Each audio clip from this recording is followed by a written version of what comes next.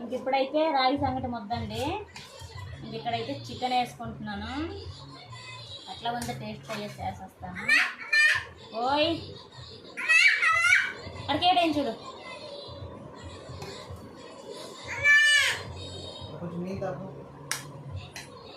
చూసారు కదా, మీరు కూడా తినేద్దరు వచ్చేయండి. మీరు కూడా వచ్చేయండి తినడానికి.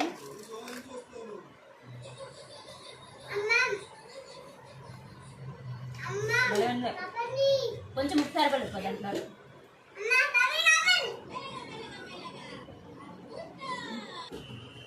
ఇదైతే సూపర్ ఉందండి.